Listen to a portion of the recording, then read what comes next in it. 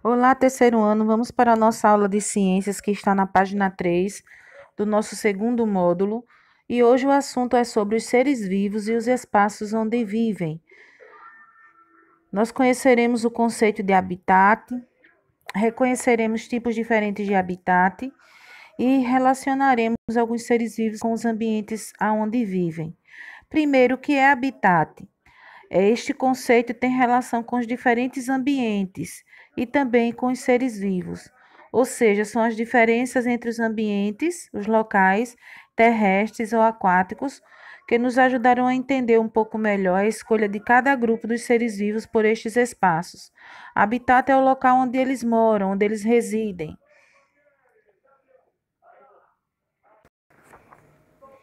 Os ambientes são divididos em terrestres e aquáticos.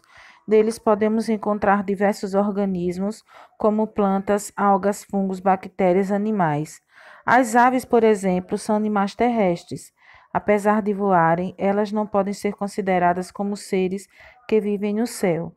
A capacidade de voar é uma adaptação desses animais que os permitem dispersar para diversos ambientes, como no caso o morcego, que vive em um ambiente de moradia deles, é o interior das cavernas e no interior também das rochas, onde são formadas algumas cavernas.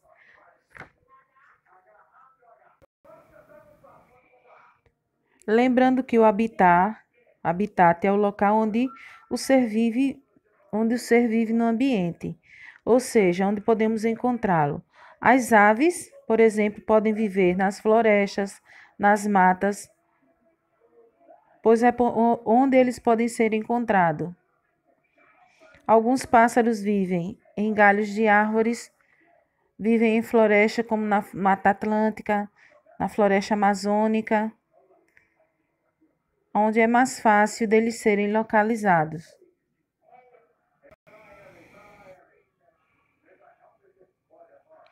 Muitas vezes nós podemos relacionar esses espaços com alguns hábitos dos seres em questão. Por exemplo, tem os morcegos que buscam as cavernas porque têm hábitos noturnos, eles precisam de proteção e isolamento também. E a seguir, nós iremos mostrar alguns habitats, inclusive dos micro-organismos, que preferem, né?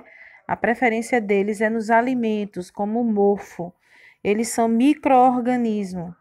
Você já se deparou com um pão assim? Sabe o motivo dele estar verde? Essa coloração é o resultado de fungos. Os fungos podem ser considerados como micro-organismos, como estamos vendo na imagem, ou podem ser visíveis, como os cogumelos, também conhecidos por todos nós. Agora já sabemos o que causa as manchas nos alimentos. Você sabe o motivo disso?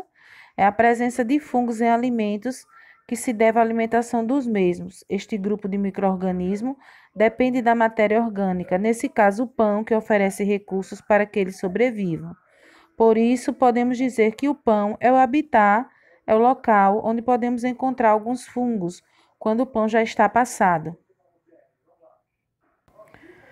Vimos até aqui que diferentes espaços representam habitats variados, cavernas, pedaços de pão, etc.